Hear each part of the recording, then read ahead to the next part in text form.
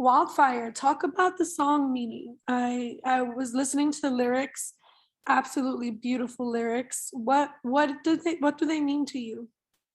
For me, and I guess I'll start here with the music video. If you saw in the music video, we kind of experienced at the beginning, myself dealing with something traumatic or stressful, distressing, and I dropped my phone.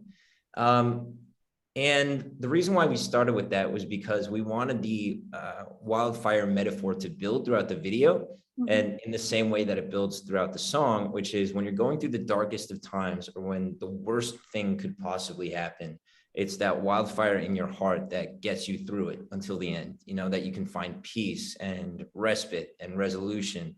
And I think that was just a metaphor for the song in its entirety, which is, there's a wildfire in us all, and that wildfire drives our decision making. It helps us, deal with whatever it is we're dealing with. And, you could call that God if you wanted to, but I think that's the general theme of Wildfire, is just that light inside us all that lights up the world when it's at its darkest. Awesome. Well, this is for the Christian Post, so people are definitely gonna Yeah, associate it with God. I'd love I to hope kind you of do. hear I'd love to hear your own testimony. I know you were in a week away, which we'll talk a little bit more about that, but I'd love to kind of hear your own faith journey for our audience. Yeah, I think I might have spoken a little bit about it during press for a week away, but just to rehash anyone's memory, I had quite an interesting faith journey. So, I grew up going to church, and I grew up praying, even from a young age. I remember praying every night when I didn't even really know what I was doing. So maybe that was God, Wow. wanting me to speak to him when I didn't even realize I was speaking to him. Yeah. But then some stuff happened as I got older, stuff that any, average adult deals with eventually, whether it's, death and grief, Yeah. hardship, health issues. And at a certain point in my late teens, early 20s, it got so bad for me that I kind of just shunned the idea of God altogether, because I was like, if God does exist and God loves me, then why is he making my world a living hell? And it felt that way. And I'm sorry if that's like a graphic depiction of what I was going through, but it really felt that way. Yeah. I was so lost in every sense of the word.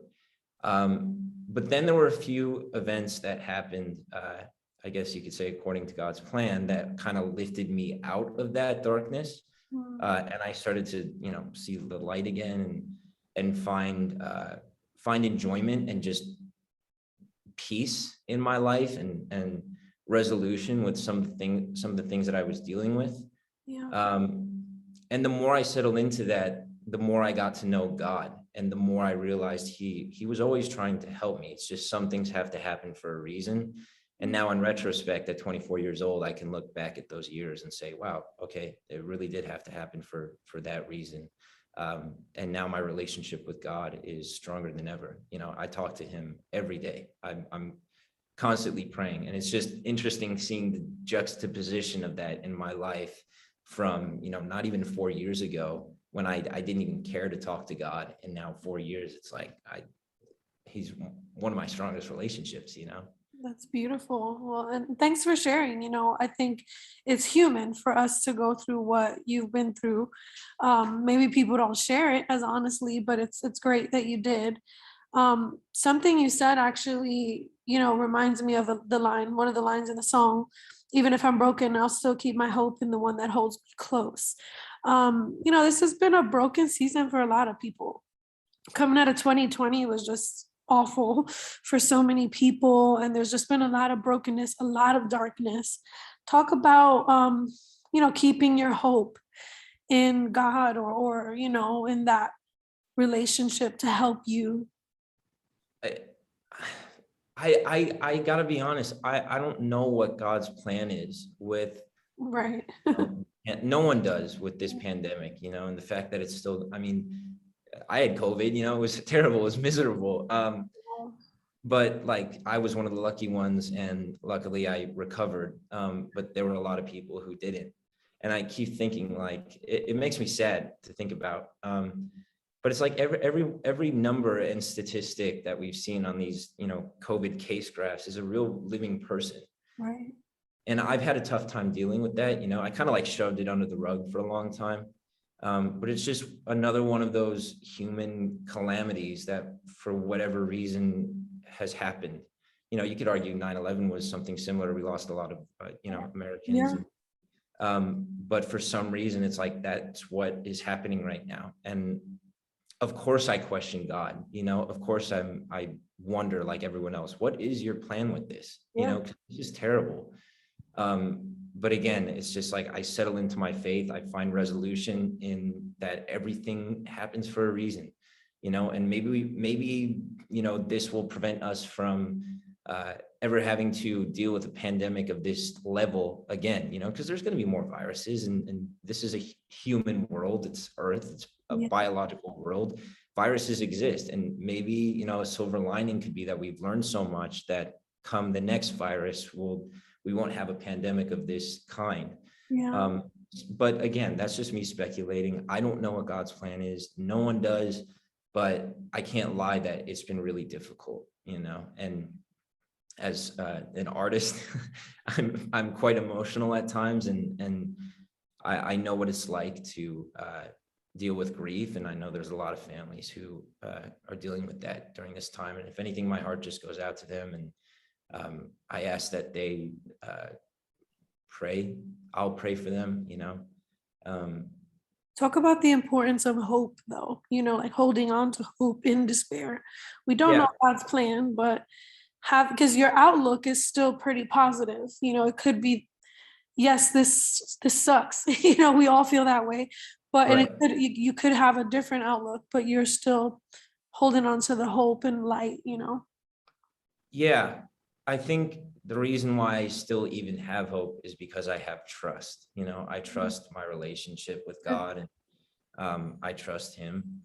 And a relationship doesn't work without trust and respect, right? Right. So that alone, my trust in the greater well-being and the greater good and the greater plan is enough for me to continue hoping. Does that make sense? Yeah, that's great. Talk about the music. I know I was talking to your PR person before we jumped on here, but I know you're on CMG, which is, the Christian division of Capital, but your music is definitely geared more towards the pop side. So what can we kind of expect? I know I'm assuming it's going to be inspirational, but also appealing to a mass audience. Yeah, it's going to be both. I mean, the idea of the project was a Christian crossover, and it's been done before. Of course, yeah. But I think, for me, I felt an obligation to give the CCM community music that they could listen to, music that was uplifting, music that was inspiring, that was hopeful, that was clean, especially after the response at Winter Jam 2020, when I was on that tour. I mean, with 20,000 fans in an arena, I just kept thinking to myself, once this next artist project comes into play, it would be a really big shame if I didn't give them something they could listen to. And especially because I love Jesus, like what a blessing that I even get to make music about Jesus according to God's plan, like that's awesome.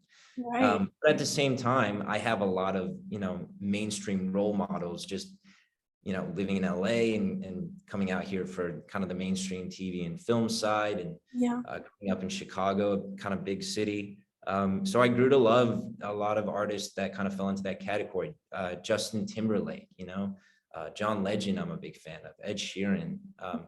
So, I felt like I wanted to make that kind of music, but I wanted to also keep it relevant to these uplifting themes that would work for the CCM community. And in that way, it is a true crossover. And I hope that if you are looking for the inspirational themes and the Christian themes, you'll find them. If you aren't looking for them, you can still enjoy good pop music, good radio pop.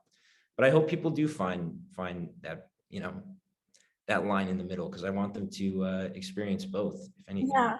And your single is great. Honestly, it's pop and it's inspiring. So you definitely did that with this. So I'm excited for the rest of the record. Talk a little Thanks. bit about the success part of it. You've been in the industry for a while, and coming with a message that you have, it's easier to kind of just say whatever you want and go with what the mainstream is predominantly doing. So it's harder for you to have a standard like what you're saying right now. Talk about that and just like all the success that you've had and still maintaining the standard. That's pretty awesome. Yeah. Yeah. And the standard, it's just because it's pop music, I've never thought it was mutually exclusive, that because it couldn't be straight ahead pop music, that it couldn't be inspirational, or because it was, CCM and inspirational, that it couldn't be straight ahead pop. They weren't ever mutually exclusive to me. But as far as like the success aspect, yes, I've been in the business for a minute, but I kind of just keep finding myself in the place that I'm in. And I'm never really believing that I am where I am. And I don't ever think that I've made it. I mean, I very much live a normal life. I have an apartment and a home here in LA, and I just make music for the fun of it and because I enjoy it. It's the same thing I've been doing since I was a kid. I would sing around the house. So it started out as a hobby and it kind of became a career. But it's never felt like a career in that way. Of course I work hard at it. Of course I'm looking for my next gig. Of course I'm always doing my best to push myself to the limits of my craft, but at the end of the day, I just feel like a really lucky guy who fell into it and keeps falling deeper into it. Mm. And it was at the right place at the right time. Well, it keeps you humble, that's for sure. I love that. Talk about some of the feedback that you got from being in a week away. Like, were there anything that kind of you took from being a part of that project that really kind of touched you? Just the memories. Yeah. That was a really special project for me. And I can tell you, I did not expect it to be that way going into it. That cast was just amazing. I mean, just being able to spend time with them and the bond that we all have, I didn't see that coming. I certainly didn't expect the bond. It's kind of like you show up at work and then you leave set and you leave those relationships until the next day when you see each other again on set. But with us, it kind of came offset. And I love that. That's so rare. And for people who aren't actors or, it's just, it's rare to find that in this industry. So that was a big bonus, is just enjoying the people that I'm working with. And on top of that, getting to do a musical, that was something I kind of had on my bucket list. I wasn't sure if it would ever happen, but it happened. And I loved every minute of it. And just the creative growth that, I personally experienced, and working with Roman White, who such a seasoned, commercial video director, whether it's movies and film or music videos.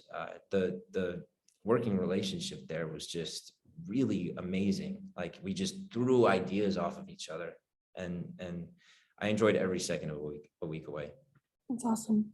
So this will be my last question, and feel free if you have anything else you want to add with us. That's perfectly fine. But you have a ton of followers, online.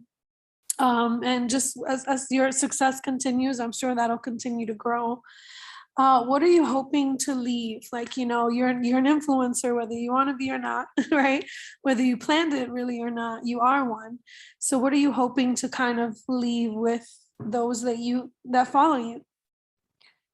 I think it's kind of what I'm already leaving. And maybe it was just coming from the background of Disney Channel for 2 or 3 years time, that I kind of found myself in the role of a role model. Mhm. And I can tell you, a lot of my peers who I worked with on that show, or just in that Disney community in general, would likely consider themselves to be role models as well. And I think Disney does a really good job of, training us to be role models and representatives of what it looks like to be good, to be kind, to work hard. So if anything, I just hope that I leave with them enough influence as an influencer to make good decisions, to find happiness, to stay healthy, you know, because those, I know what it's like to be unhappy. I know what it's like to be unhealthy. And Yeah. I just hope that this music, or, you know, even a photo that I post on Instagram, can just bring them a little bit of joy. And at the end of the day, like, I'm an influencer only because my fans make me. You know, I'd be nothing without my fans, just like every other artist. So Mm, I hope they can take that away from it, and positivity. that's awesome. Is there anything else you'd like to add? Uh, just that I'm excited for them to hear this music. I'm always grateful that they tune in and listen, and I really do love them. You know, like I yeah, they're amazing, and I'm excited to get back out on the road and meet them in person again, because that was the other thing that was so special about Winter Jam, is just being able to put faces to the fans. You know, so yeah, And Winter Jam is like one of the most incredible like family oriented concerts that I've been to behind the scenes and, you know, in the audience. So that's awesome. Well, thank you yeah. so much. We can't wait to see you on the road. I can't wait to hear the rest of your album. Thanks so much, Jeannie. I really appreciate you taking the time here.